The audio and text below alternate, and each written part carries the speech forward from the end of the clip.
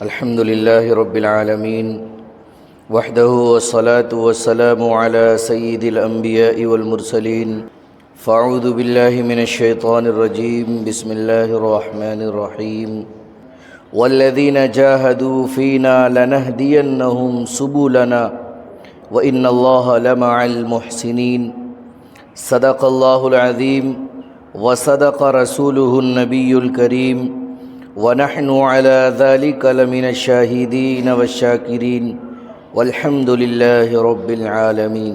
محترم اور معزز حضرات، اللہ رب العزت جل جلالہ وعم نوالہ نے تمام تر انسانوں کی کامیابی کے لیے دین اسلام کو اللہ نے منتخب فرمائے ہیں کہ دین اسلام ہی کامیابی کا واحد راستہ ہے کہ جس راستے پہ چل کر دنیا کے اندر بھی کامیابیوں کی منزلیں طے کی جا سکتی ہیں اور آخرت کے اندر بھی کامیابیوں کی منزلوں کو طے کیا جا سکتے، اور اس کے لیے اس کی رہبری کے لیے اللہ رب العزت نے کم و بیش 1.25 لاکھ نبیوں کو بھیج کر اللہ رب العزت نے اس دین اسلام کی رہبری فرمائی ہے۔ امام الانبیاء حضرت محمد صلی اللہ علیہ وسلم جب دنیا میں تشریف لائے تو دنیا میں کفر و شرک، بدعات، ضلالت و جہالت کی تاریکیاں چھائی ہوئی تھیں، ہر طرف ظلم کا بول بالا تھا،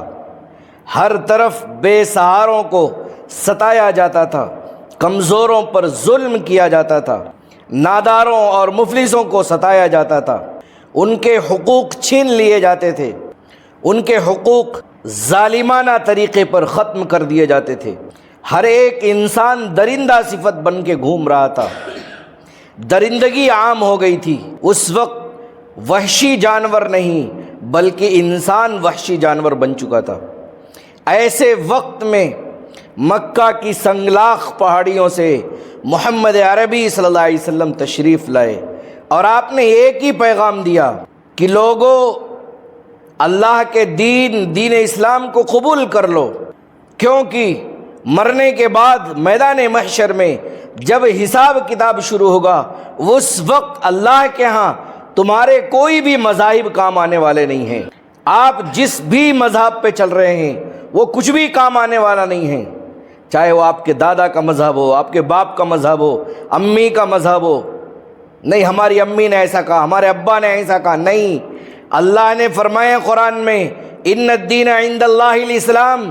جب فخر الرسل امام الانبیاء حضرت محمد صلی اللہ علیہ وسلم مبعوث ہو گئے ہیں تو اگر اس وقت میں حضرت موسیٰ علیہ السلام بھی ہوتے تو ان کا بھی حضرت محمد صلی اللہ علیہ وسلم کی اتباع کرنا فرض تھا، ضروری ہو جاتا، وہ بھی حضرت محمد صلی اللہ علیہ وسلم کے اتباع کے بغیر نہیں رہ سکتے تھے۔ حالانکہ جلیل القدر پیغمبر حضرت موسیٰ علیہ السلام ہیں، لیکن محمد صلی اللہ علیہ وسلم نے حضرت محمد صلی اللہ علیہ وسلم نے فرمایا میرے زمانے میں اگر حضرت موسیٰ علیہ السلام بھی ہوتے تو ان کو بھی میری شریعت پر عمل کرنا پڑتا، لہٰذا اب دین اسلام چلے گا، اور دین اسلام قربانیوں کا مذہب ہے، دین اسلام کا غلبہ قربانیوں سے آتا ہے۔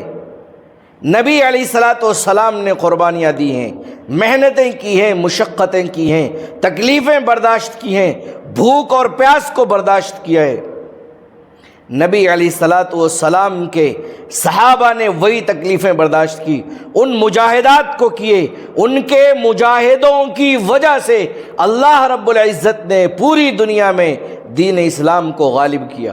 جو دین اسلام مکۃ المکرمہ کی پہاڑی سے غار حرا سے شروع ہوا تھا، جب آپ پر پہلی وحی نازل ہوئی تھی، اس وقت سے لے کر محض 30 سال کے عرصے میں یا اس سے بھی کم عرصے میں 30 سال کے عرصے میں پوری دنیا میں دین اسلام نے ایک انقلاب برپا کر دیا۔ اس وقت دنیا کی سپر پاور امپائرز، اس وقت دنیا کی سپر پاور حکومتیں قیصر و کسریٰ، رومن امپائرز اور پرشین امپائرز، جو بہت مضبوط تھے، جو بڑے بڑے ملکوں پر حکمرانی کرتے تھے، محض 30 سال 32 سال کے عرصے میں حضرت عمر رضی اللہ عنہ کے زمانے خلافت میں یہ دونوں بڑی بڑی سلطنتیں بھی مذہب اسلام میں داخل ہو گئیں اور اسلامی قانون نافذ ہو گیا۔ یہ ایسے ہی نہیں ہوا، انہوں نے قربانیاں دی، مجاہدے برداشت کیے تھے۔ مجاہدوں کے بقدر دنیا کے اندر راحت ہے اور آخرت کے اندر راحت ہے۔ جتنا زیادہ آدمی مجاہدہ کرے گا، قربانیاں دے گا اپنے جان کی، اپنے مال کی، ان قربانیوں کے صلے سے دنیا کے اندر امن قائم ہوگا، دنیا کے اندر عدل قائم ہوگا، انصاف قائم ہوگا، مذہب اسلام کی سلطنتیں قائم ہوں گی۔ لیکن مجاہدے کرنے پڑیں گے۔ مسلمانوں نے جب مجاہدے کرنے چھوڑ دیے، قربانیاں دینا چھوڑ دی، عیش و عشرت میں پڑ گئے، اس وقت سے لے کر اب تک مسلمانوں کے اندر کھڑے ہونے کی طاقت باقی نہیں رہی، ناچارے، بیچارے، لاچارے ہو گئے۔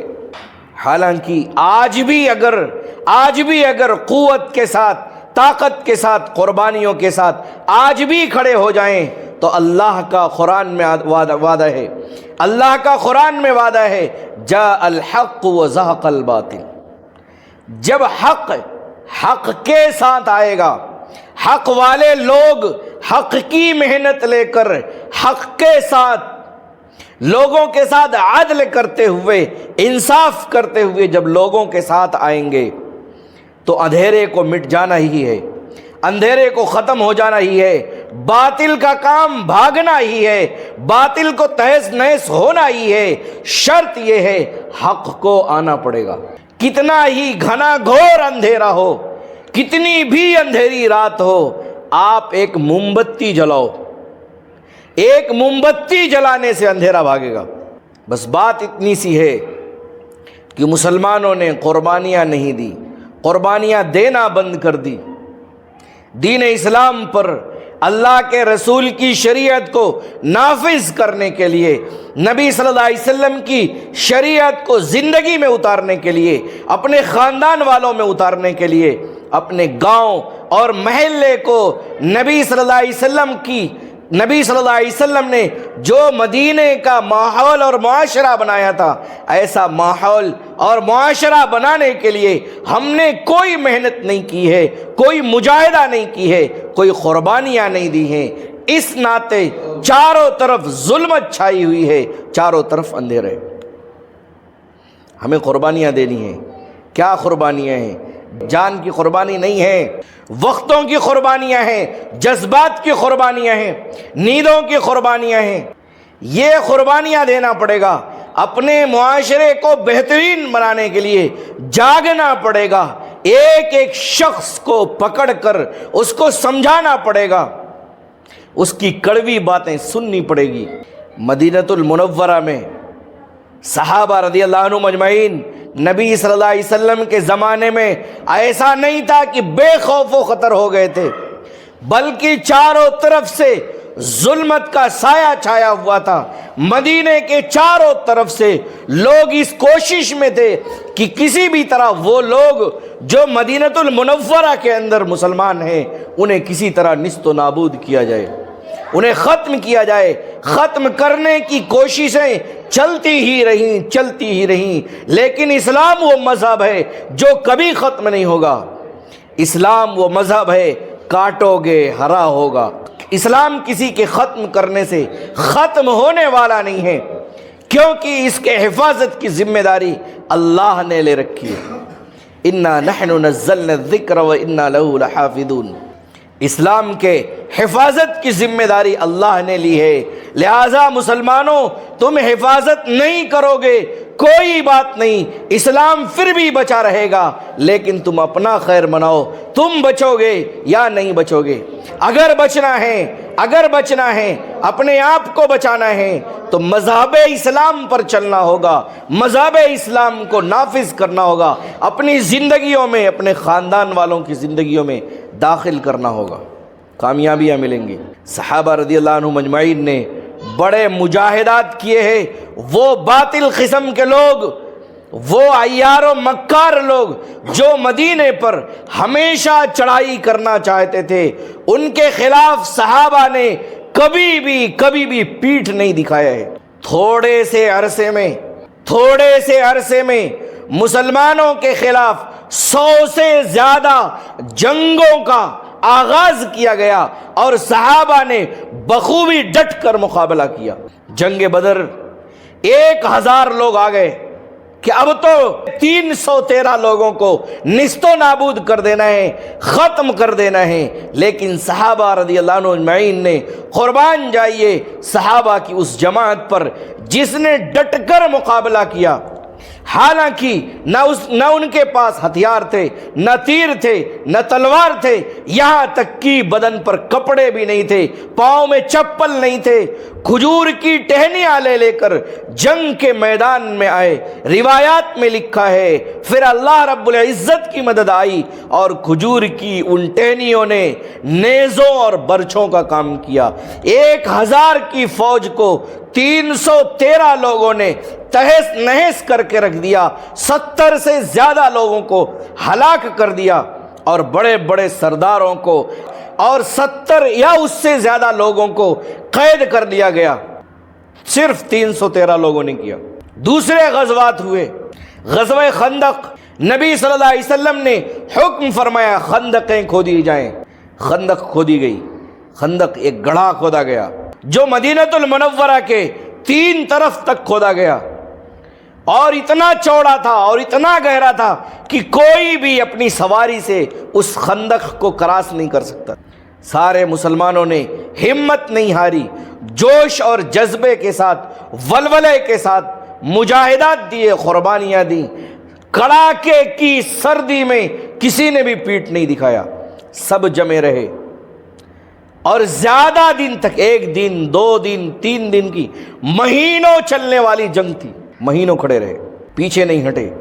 غزوہ تبوک کا موقع آیا، غزوہ تبوک کے موقع پر مدینہ والے ذرا سکون میں تھے، لیکن آواز آ گئی نبی صلی اللہ علیہ وسلم تک یہ خبر پہنچی کہ رومن امپائر مدینہ المنورہ پر حملہ کرنے والے ہیں۔ نبی صلی اللہ علیہ وسلم نے پہلے ہی 30,000 لوگوں کی تشکیل کی۔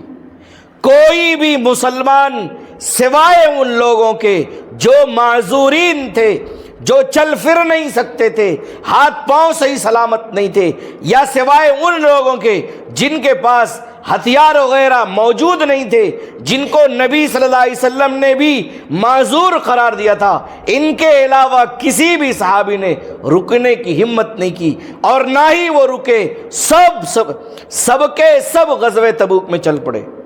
صرف 3 لوگ ایسے تھے جو نہیں گئے، نام گن کر 3 لوگ نہیں گئے کہنا صحیح نہیں جا سکے، سب نکل گئے۔ انہوں نے قربانیاں دی، قریباً 400 یا 600 کلومیٹر کا سفر، پیدل سفر، تپتی ہوئی لو اور تپتی ہوئی ریت میں، دھوپ کی تپش میں 400 کلومیٹر سے زیادہ کا سفر کیا۔ تو رومن امپائرز نے دیکھا اتنی سخت گرمی میں یہ لوگ اتنی دور آئے ہیں ہم سے لڑنے، ان کے مقابلے کی ہمت نہ رہی اور وہ لوگ پیچھے ہٹ گئے۔ اپنے تمام منصوبوں میں وہ لوگ ناکام ہوئے۔ غزوہ احد کے موقع پر صحابہ زخمی ہیں، بہت سارے مسلمان شہید ہو چکے ہیں، بڑے بڑے درجے کے صحابی شہید ہو چکے ہیں۔ حضرت حمزہ رضی اللہ عنہ جو نبی کریم صلی اللہ علیہ وسلم کے خاص چچا ہیں، وہ بھی شہید ہو چکے ہیں۔ ابھی جنگ احد سے مدینہ المنورہ واپسی ہوئی ہے، ابھی صرف مدینے میں پہنچے ہیں، پھر اعلان ہوا پھر سے جانا ہے، اور نبی صلی اللہ علیہ وسلم نے اعلان کیا کوئی بھی نیا شخص نہیں جائے گا، وہی لوگ جائیں گے جن لوگوں نے جنگ احد میں شرکت کی ہے، جو زخمی ہیں، جو پریشان حال ہیں، جو پھٹے پرانے کپڑوں میں ہیں، جو بھوکے ہیں، ابھی قربانیاں دے کے آئے، وہی لوگ جائیں گے۔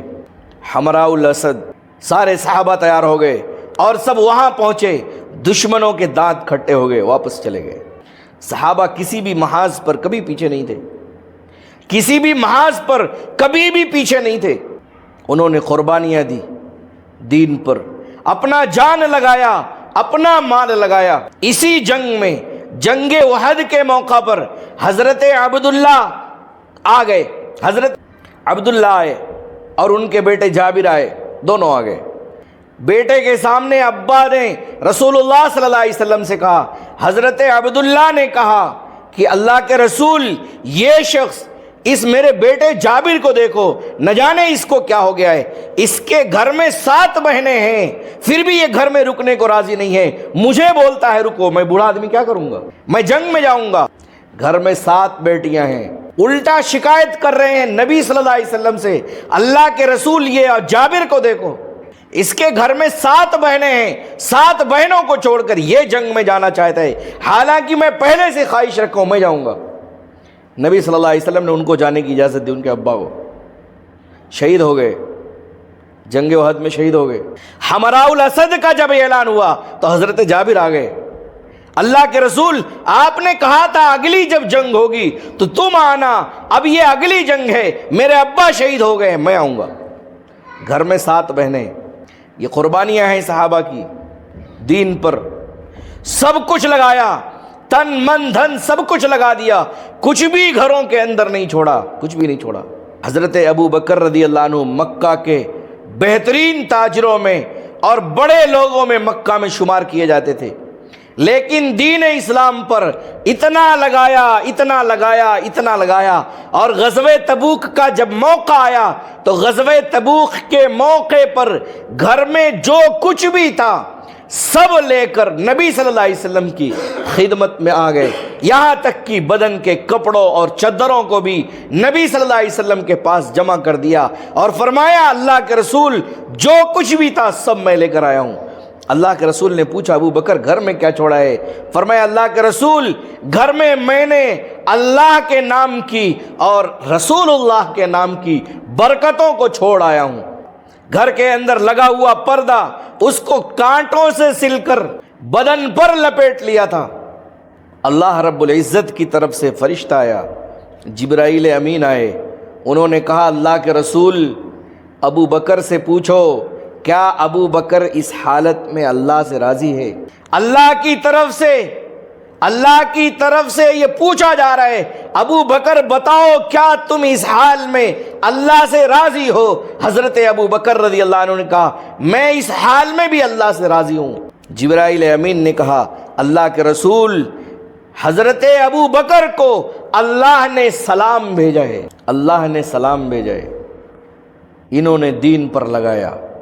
حضرت خنسہ رضی اللہ عنہ جب کڑاکے کی زبردست لڑائی چڑھ رہی ہے پورشین امپائر سے، جو دنیا کی بڑی سپر پاور طاقت تھی، ایران، فارس، عراق، لیبیا، سیریا، لبنان، سارے ملکوں میں، سوریا، سارے ملکوں میں اس کی ہی حکومت تھی، اس سے جنگ کرنا ہے، سب سے زیادہ فوجی اس وقت پورشین امپائر کے پاس تھے۔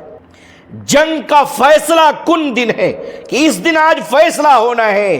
ماں نے حضرت خنسہ رضی اللہ عنہ نے اپنے 4 جوان بیٹوں کو کھڑا کر کے نصیحت کی کہ میرے بیٹو میں نے تمہارے ماموں کی عزت میں کوئی دھبا نہیں لگایا ہے، جس طرح تم میرے ایک پیٹ سے پیدا ہوئے ہو، جس طرح تم چاروں ایک ہی پیٹ سے پیدا ہوئے ہو، اسی طرح تم چاروں ایک ہی باپ کی اولاد ہو، میں نے تمہارے ابا کے ساتھ کوئی خیانت نہیں کی ہے، لہذا میں یہ امید رکھتی ہوں کل کو جب میدان جنگ قائم ہو، جس وقت مسلمان لڑ رہے ہوں، تم سینہ تان کر مسلمانوں کی صف میں کھڑے ہونا اور اسلام کو بچانے کے لیے، مذہب اسلام کو قوت پہنچانے کے لیے اپنے آپ کو قربان کر دینا۔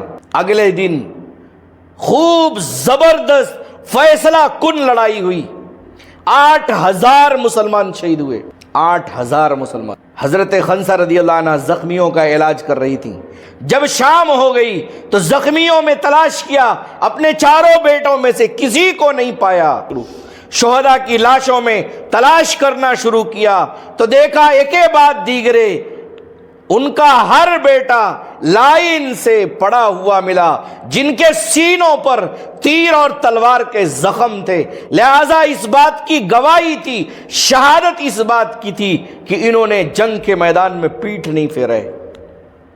ان لاش کے سامنے، 4 جوان بیٹوں کی لاش کے سامنے کھڑے ہو کر شکر ادا کیا، خدایا میں اس حال میں جب میرے 4 بیٹے تیرے دین کے کام آ گئے ہیں، میں اس حال میں راضی ہوں۔ یہ قربانیاں تھیں صحابہ کی۔ ہم نے کون سی قربانی دی ہے؟ ہم نے دین اسلام کو پھیلانے کے لیے کیا کیے؟ ہمارے سامنے، ہمارے نگاہوں کے سامنے نبی صلی اللہ علیہ وسلم کی شریعت کو روندا جا رہا ہے۔ ہماری گھر کی بیویاں، ہماری بیٹیاں، ہماری مائیں اور بہنیں نبی صلی اللہ علیہ وسلم کی شریعت کو طاق پر رکھ کر رسم و رواج کو آگے کر رہی ہیں، اور ہم آنکھ بند کر کے ناکارے اور نکموں کی طرح دیکھ رہے ہیں۔ کیسے نبی کے عاشق ہو، کیسے نبی کی شریعت کے پاسدار ہو، کون سے مسلمان کہی جانے والی قوم ہو کہ تمہاری آنکھوں کے سامنے نبی کی شریعت کو رودا جا رہا ہے، نبی کی سنتوں کو چھوڑا جا رہا ہے، تم بدعات میں، رسومات میں، خرافات میں پڑے ہوئے ہو، تمہیں دکھائی نہیں دے رہے۔ ایک وہ بھی تھے حضرت ابو بکر صدیق رضی اللہ عنہ، کھڑے ہوئے نبی صلی اللہ علیہ وسلم کے وصال کے بعد کچھ لوگوں نے کہا ہم زکوٰۃ نہیں دیں گے۔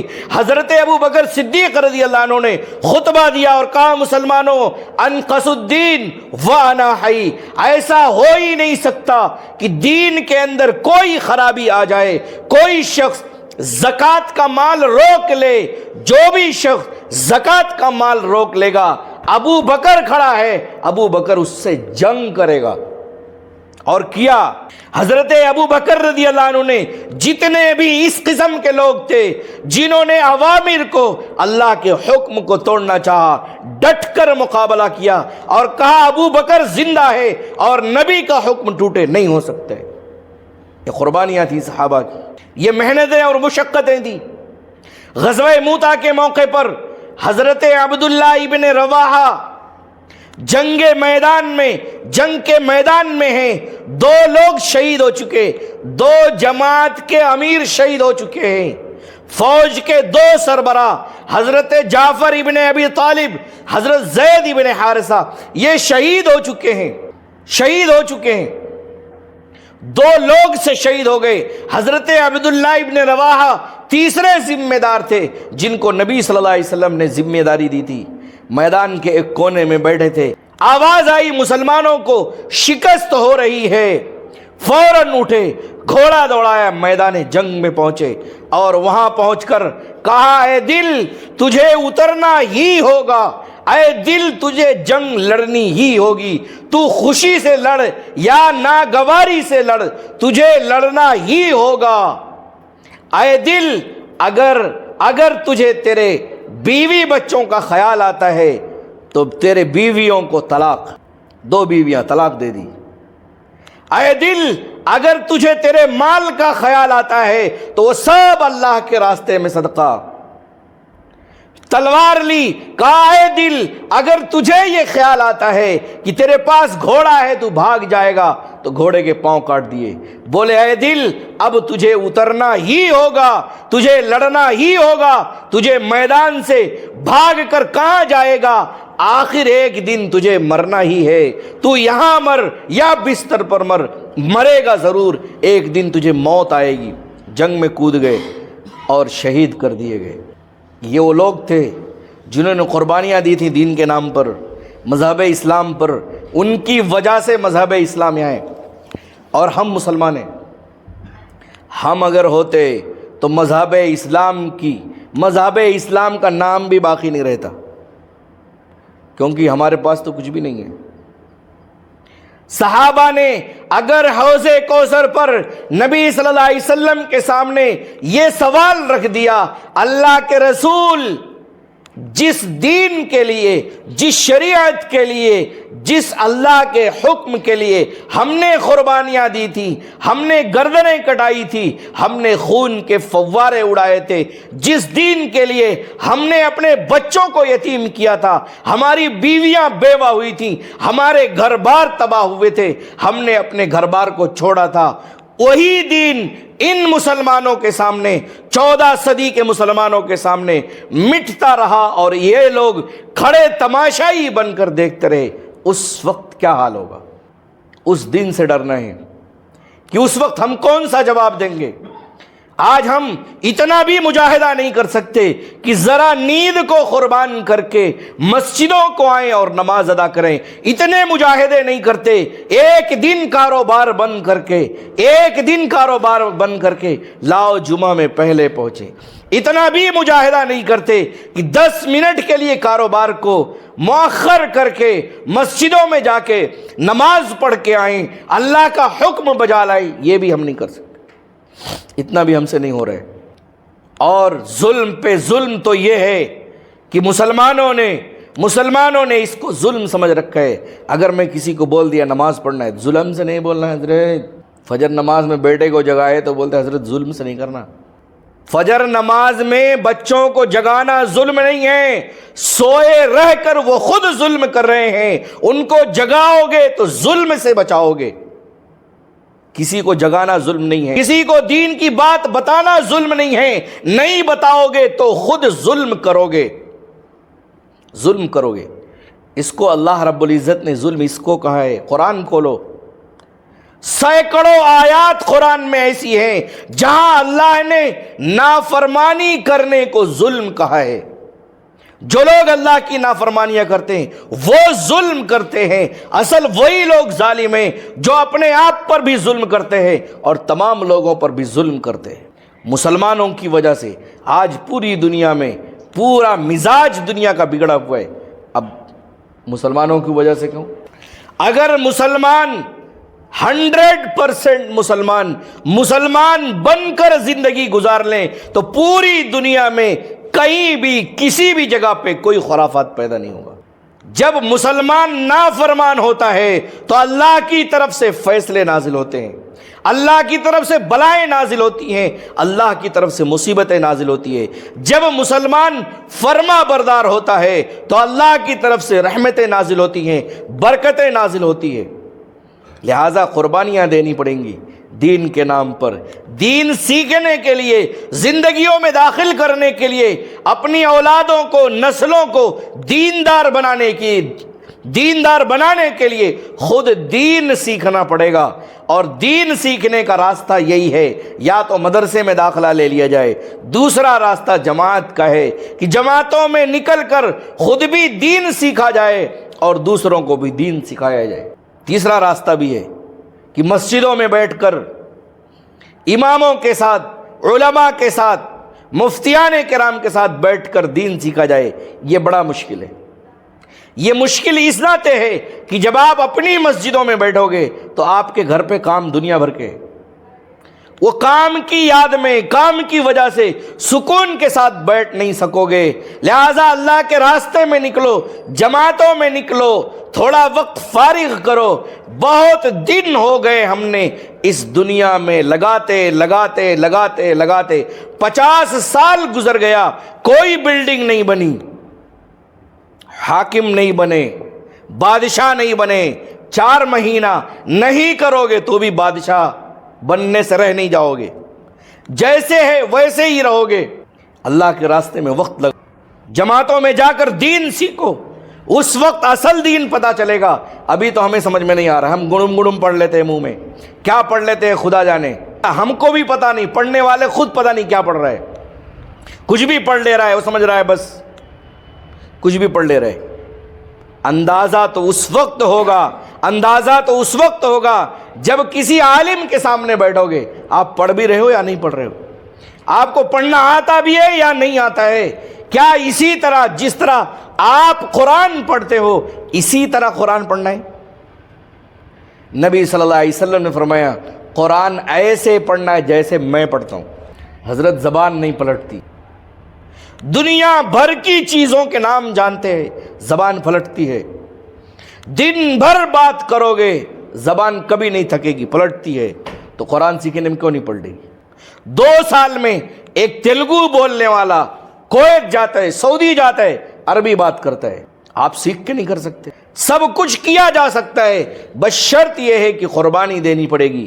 اور جنہوں نے قربانیاں دی ہیں تو اللہ کا وعدہ ہے جو لوگ قربانیاں دیتے ہیں ان سے اللہ کا وعدہ ہے کہ اللہ انہیں ضرور منزل مقصود پر ضرور پہنچاتے ہی پہنچاتے ہیں۔